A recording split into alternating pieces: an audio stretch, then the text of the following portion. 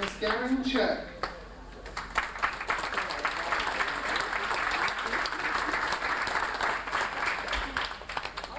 Dr. and Mrs. Rogers.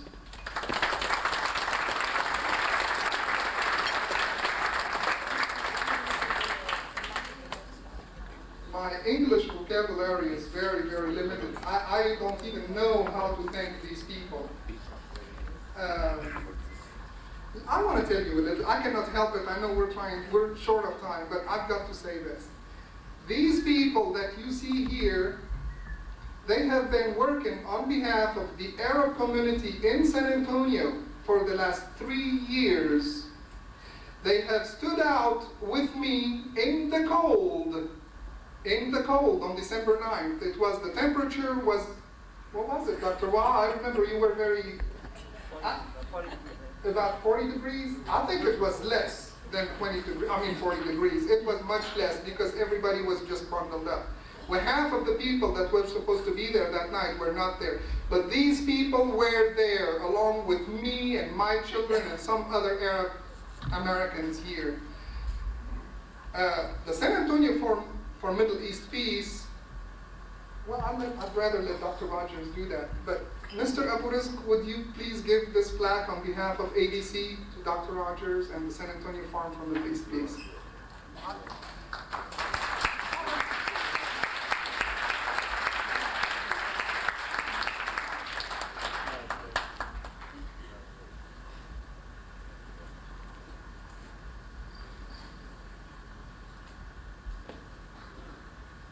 He wanted me to do that. If I did that, I would have hugged each and every one of them. I'll do that later. Thank you, Mohsen and Jim Abu Rizq. Mohsen asked me to drop a few comments on you and keep it reasonably brief, but I'm afraid I'm not as skilled as some of our distinguished guest speakers here, and I got myself notes which I probably won't remember even to follow. But we're certainly grateful for this friendly recognition, this loving recognition. And I was certainly very pleased to hear Mrs. Dutmer's remarks as a good, solid American. And I also want to thank you for your efforts in City Council on our behalf.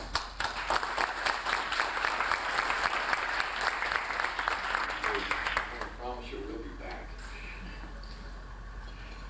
The San Antonio Forum, as Mohsen has already mentioned several times, I would describe it as just saying it's a very loosely structured local organization of good-hearted people who for almost 3 years have been trying to bring a clearer understanding of the half-century-long Middle East crisis. And while we have a couple of hundred interested followers who occasionally contribute some effort or money, it is held together by the hard work of a steering committee, of which the present members you see here now, except one didn't get mentioned, and that's one of the hardest workers on our committee, is Mohsen Jouini.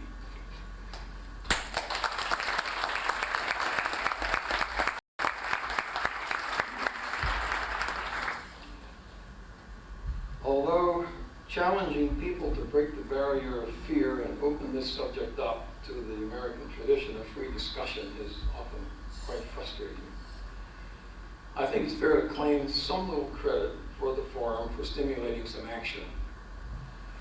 One indirect outgrowth of our activity that I'm particularly proud of has been the creation of the San Antonio chapter of the ADC.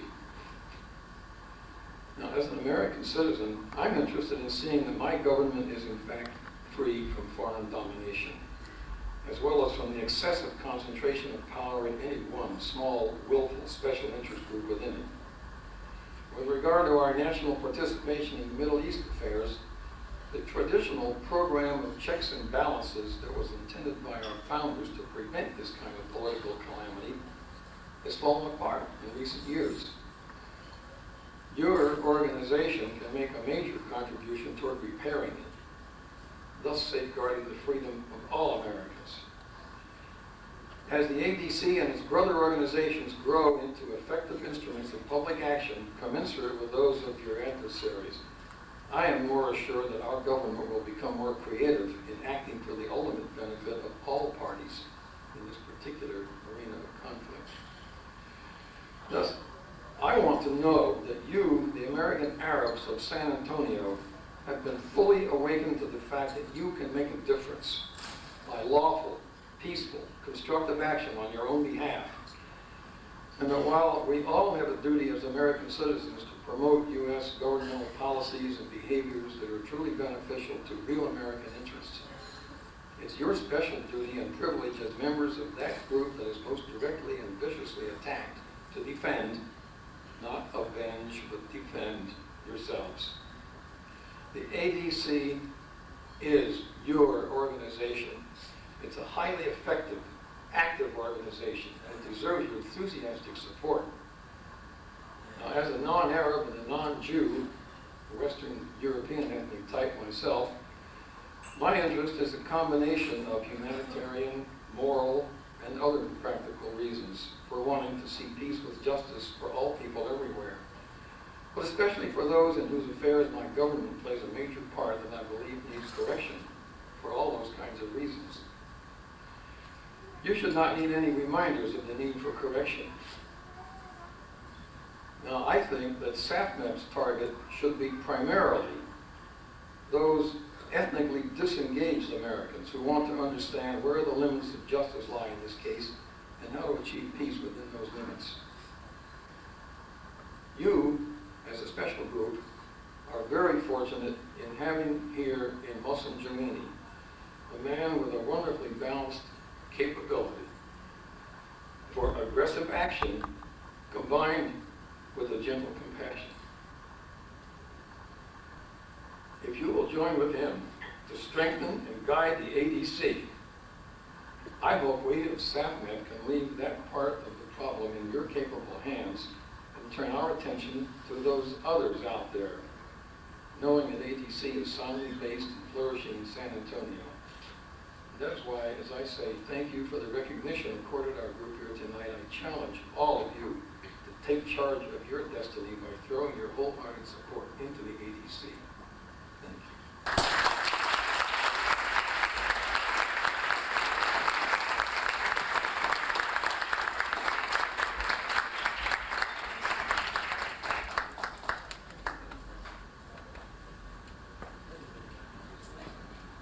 Thank you, Dr. Rogers, and thank you, San Antonio Forum, for letting me speak. When I was learning English, it's our nature, the Arabs, to love everybody. And we only have one Arabic word for love, which is love. So when I met some American friends, and I really liked them, I used to tell them, I love you. And one time I told this guy, I love you, and his eyes lit up, and he said, what? I didn't know any better. I didn't know any better. He said, no, in America you tell a man, I like you. Dr. Rogers, I love you.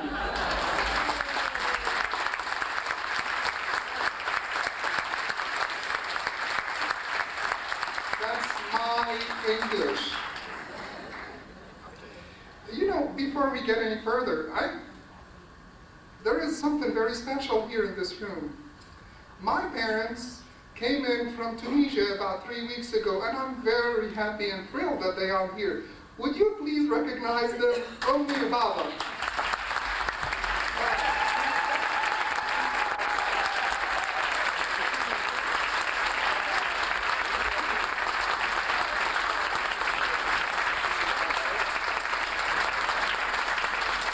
Thank you very much. Thank you. They taught me how to love. My father was condemned by the French government to death twice. He was also in a concentration camp in Germany. Maybe that's why we're like this.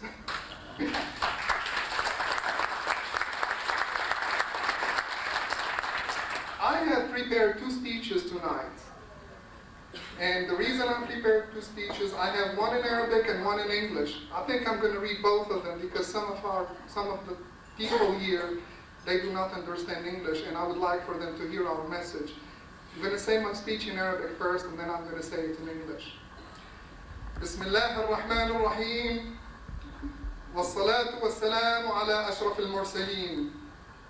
إخواني أخواتي الأعزاء، حضرة الرائد يوسف الجناحي، حضرة المقدم محمد الناصر، السيدة هيلين دوتنر، مستر جيمس أبو رزق، ضيوفنا الكرام، لقد شاءت الأقدار والله سبحانه وتعالى أن هاجرنا إلى مختلف بلاد العالم، البعض منا لطلب العلم والبعض الآخر للاسترزاق.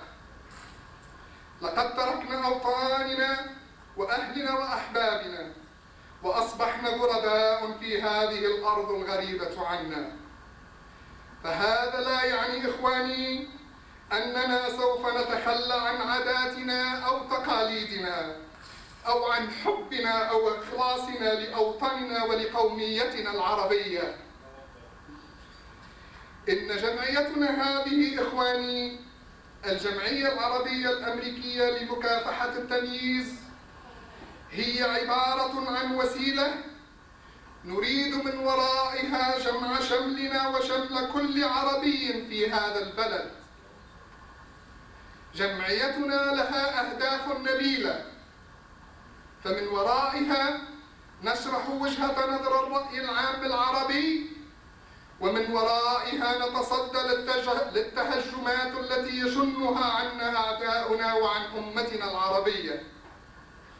ولهذا يجب علينا إخواني وأخواتي أن يكون كل واحد منا سفيراً بأتم معنى الكلمة، فنحن سفراء الأخلاق العربية، ونحن سفراء الإخلاص، ونحن سفراء الحب والإيمان. فتصرفاتنا ومعاملتنا مع الغير مهمة جداً. أخي العربي، أختي العربية، إن توكلنا على الله وعلى بعضنا البعض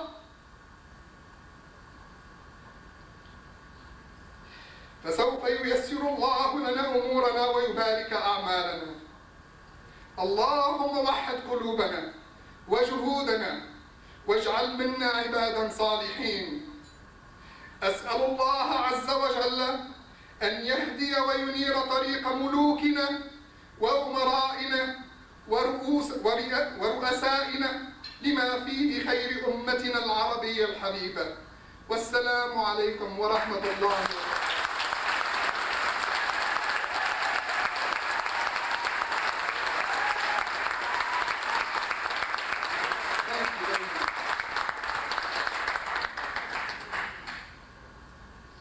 Mr. Chairman, Ms. Helen Duckner, honored guests, dear brothers and sisters, I honestly cannot find the words to express my gratitude to each and every one of you for taking the time to be here with us tonight. One main objective of our organization, the American Arab Anti-Discrimination Committee, is to bring Arab Americans from all backgrounds together and to form a unified front that will speak for and defend the rights of our people.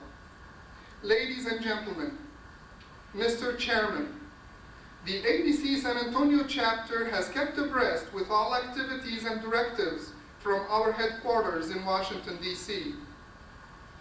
We took our activities a step further here in San Antonio. Since its inception, our young chapter has made it a point to be an integral part of San Antonio. Our community involvement is tremendous. We walk the streets for the March of Dimes, we knock on doors for the Cancer Society, and we solicit for the American Heart Association. All of this without neglecting the political and human rights problems that pertain and affect our people and community. We took out to the streets for Palestine and the Intifada. We spoke for Lebanon, and we're still standing guards against the stereotyping or defamation of our noble Arab heritage. Mr. Chairman, you brought out the best in us. You have provided the tool for Arabs in this country to unite. The San Antonio Arab community wants you to know that you are not alone in this fight. We are behind you, Mr. Chairman, all the way.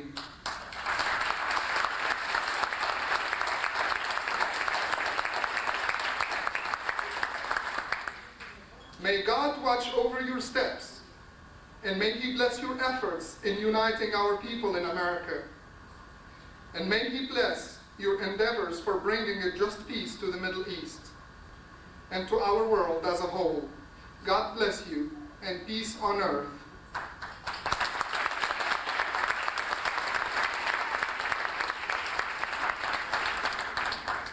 Well, now I guess the time has come for me to introduce our guest, our keynote speaker, Mr. James Abu-Razq. I don't think Mr. James Abu-Razq needs too much introduction to the Arab American community here in San Antonio. Everybody knows who he is and what he does and what he's all about. Ladies and gentlemen, it is my honor and pleasure to introduce to you one of our finest. Our chairman, Mr. James Abu-Razq, has unselfishly given his time and efforts to champion different causes. His accomplishments speak for themselves. He has been very instrumental in helping smooth Arab-American relations, and he still stands watch over our human and civil rights in Washington. Please help me welcome Senator James Abu-Razq.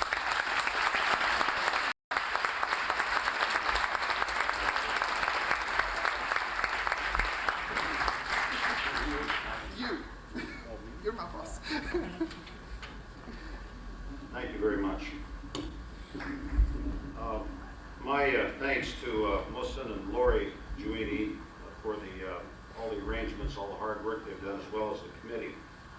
I was particularly impressed with first of all, the ADC committee, and then what do you call it, FAPNet? Whatever. I can't think of the... SAFNet. All right. Say it again. San Antonio Forum for Middle East Peace. The San Antonio Forum. Did you notice when they were up here tonight being honored, they were all uncomfortable? They were shifting from one foot to the other.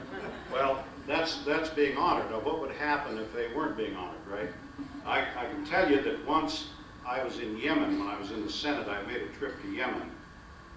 And we changed planes in Cairo from some airline to Yemen Airways. And Yemen Airways had it was a Boeing 737, and we got on the plane at 1 o'clock in the morning. And since I was an honored guest of Yemen, they put me in the front seat with one of the cabinet ministers of Yemen who was going from Cairo back to Sana'a, Yemen. So what they had done with the seats in this Boeing 737, there was no first class section. It was all the narrow seats. They had welded them upright so that people couldn't lean backward. That way they could get more seats in. It's like the same thing the American Airlines do, except that they allowed them to go back. In any event, I was a guest of honor, so I sat in the front row next to the cabinet minister and somebody else in this first seat. And everybody else who wasn't being honored got to sleep. They got to stretch out of the seats back there. But having been honored, I left at 1 o'clock in the morning from Cairo and got to Yemen at about 4:30 in the morning, sitting straight up all the time, unable to sleep. So I don't envy all of you being honored.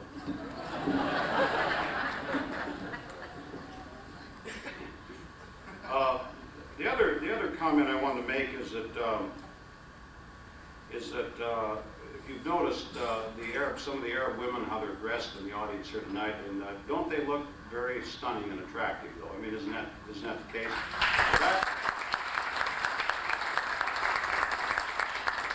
What it does, Rhea, it confirms my theory that what they ought to do in the Arab world is take the veils off the women and put them on the men.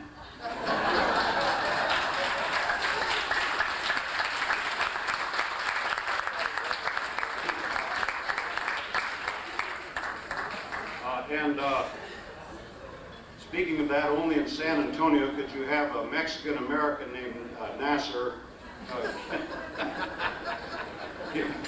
give an award to an Irishman named give an Arab award to an Irishman named Trot. I got the word Englishman, whatever it is. English, sorry about that.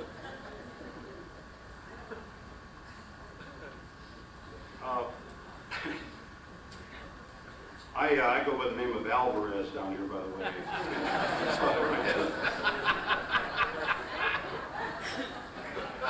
I also want to welcome, there are 2 tables of people from Austin here tonight. I think we ought to recognize that hour-and-a-half drive.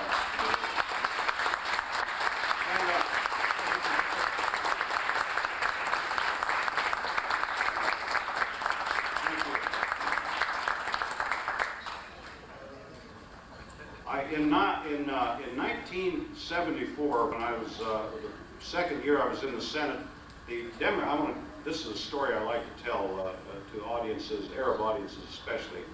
The Democratic Party decided to raise money by having a telethon out in Los Angeles. Actually, what they did was they leased the CBS television network for 36 hours. I don't know if any of you remember that telethon. But they had all kind of performers, movie stars, singers, on and on and on. And they asked a number of us politicians from Washington to come out and take part as performers. I was one. Hubert Humphrey was the leader of the crowd. And we got on a chartered plane and went from Washington to Los Angeles. When we landed, the local Democratic Party furnished a car and a driver to every one of us who was performing on television. Now, the fellow they assigned to me was a guy named Mike Shapiro. And Mike is a fellow I'd known a couple of years before that, in 1972, when he ran for Congress out in Los Angeles and then lost. But he was so enamored with politics that he volunteered to drive whoever it was. I guess he saw my name and asked if he could drive me because he knew me. And so anyhow, the first event that we had to attend that weekend before the telethon started was a luncheon at Lew Wasserman's estate in Beverly Hills. Lew Wasserman being the chairman of United Artists, MCA, the big movie conglomerate, movie and entertainment conglomerate. And Lew also is one of the big fundraisers for the state of Israel, as well as the Democratic Party. So the guests at that dinner were, of course, Hubert Humphrey was the main speaker. You didn't go anywhere with Hubert, but he was the main speaker at length, at great length. You know what Hubert used to do on the Senate floor? He'd be making a speech on the Senate floor. You know the Senate is always empty. There's hardly anybody there listening to these speeches. And Hubert would be in the middle of a speech, and some senator would walk on the floor, and Hubert would spot him, and he'd start all over again. In any event, he was the main speaker, and I met at that luncheon, by the way, when I got there finally, Alfred Hitchcock and Jack Klugman and Dennis Weaver. They had movie stars. All of the whole United Artists stable apparently was there. But as we were driving up to the front gate of Lew Wasserman's estate, Mike Shapiro said, "Hey, Senator," he said, "they're checking names at the gate. They have guards all over the gate with a clipboard." And I said, "Well, tell them Yasser Arafat's here." So he did. Mike Shapiro had a great sense of humor. We pulled up to the gate, and the guard looked in. He says, "Who do you have here?" And he says, "Sheikh Arafat." And the guy, he looked at his clipboard. He says, "Yes, I've got him right here. Go ahead on that."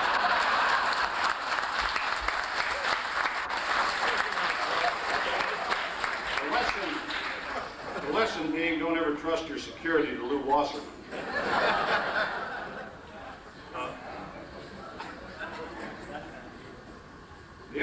The other comment I wanted to make was that Mohsen is too genteel, I think, to bring this up to this audience, but I want to tell you about it. There were 2 congressmen here. I think one was Bustamante, and who was the other one, Mohsen?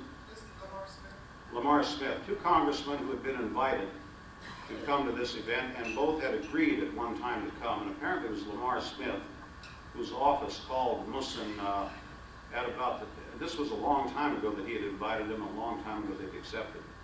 And Bustamante backed out without any reason. And Lamar Smith said, well, because of the Higgins, because the Shiites, apparently the Hezbollah, hung Colonel Higgins over there, that he couldn't come to this event tonight. Reinforcing, the stereotype, right? But what I want to suggest to everybody here tonight is that you write a letter. Everybody here should, even husband, write one letter, wife, write one letter, right? Kids, write a separate letter. Write a letter to Lamar Smith and Congressman Bustamante and just demand to know why they didn't appear at this banquet tonight. I think it's a great way to start this practice.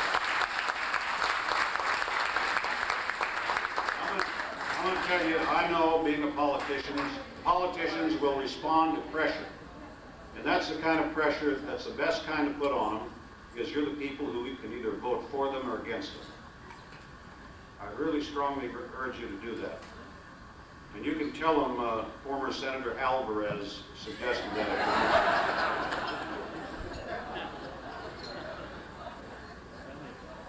I also, just to tell you a little bit about South Dakota, where I come from. I was born in South Dakota. My daddy immigrated there from Lebanon in 1898. And that's a different state. I mean, every state has sort of a different character. Texas is an unusual character, to say the least. And so does South Dakota. And one thing about it, people always want to know why George McGovern and Jim Averess, both liberal politicians, can get elected in a conservative state like South Dakota. Well, one thing about it, South Dakota people will keep you humble.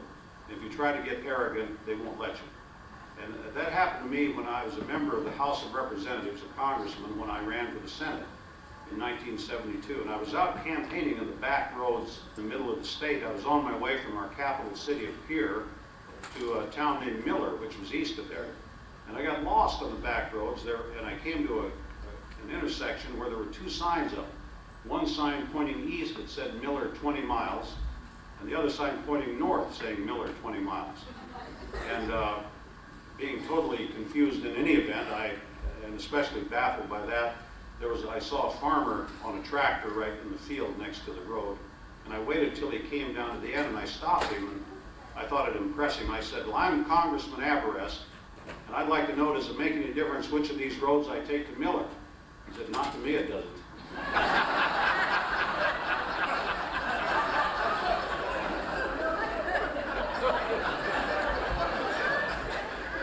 Well, Mohsen told you a little bit about ADC tonight. What ADC has been designed to do at the time that I organized it back in 1980 was a number of different things. First of all, we are here to fight discrimination and racism against people of Arab descent. Now, the discrimination and the racism was brought on primarily in 1973 for political reasons, although I don't have to tell you that ever since the Crusades, there has been an endemic feeling of racism against people of Arab descent since that time. Because in Europe, the people who, the so-called Christians who went over there to kill Muslims to take over the Holy Land decided to propagandize against people of Arab descent at that time, and it has held over. But it came on very strong in 1973 after the Arab oil embargo was put into place. And the people primarily responsible for the flood of racism against us and against our people overseas were the Israeli lobby, the multinational oil companies, and of course politicians, all of them having their own reason dealing with the oil embargo and the oil price increasing rapidly for doing that sort of thing.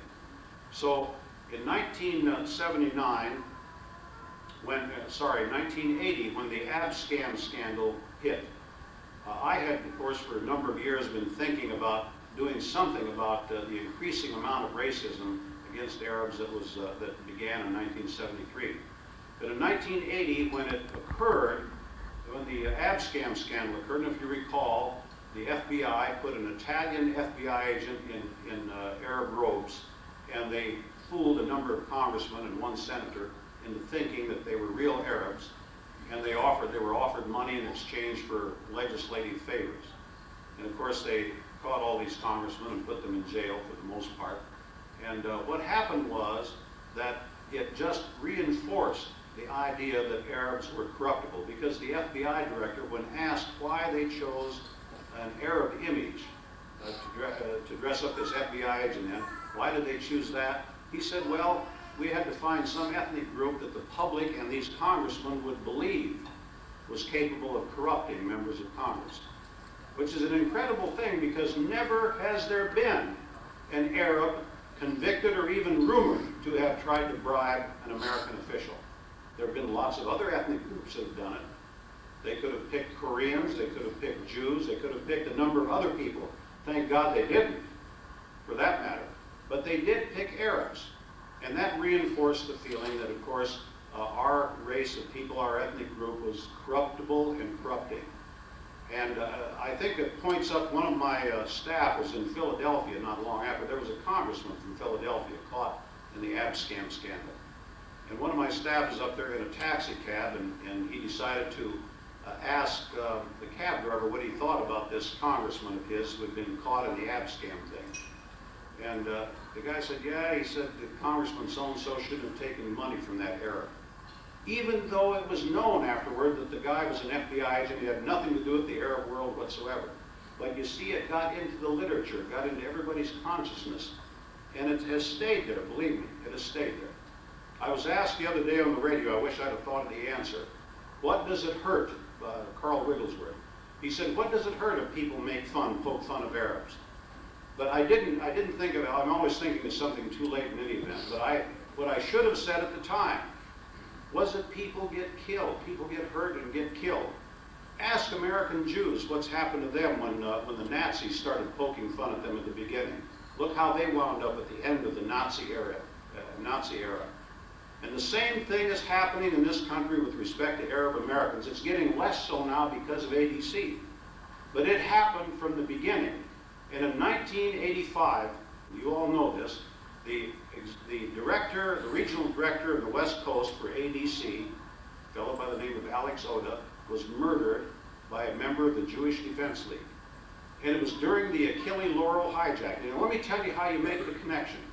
To me, it was a very clear connection. The Achille Lauro hijacking was on. Ronald Reagan was demagoguing, as usual, against Arabs. And when he got up and said, these Arab terrorists and so on, in the minds of the ordinary American, it just wasn't that little group of 4 terrorists over there. What everybody in America was thinking, Arab terrorists, all the Arabs are terrorists, or they support the terrorists.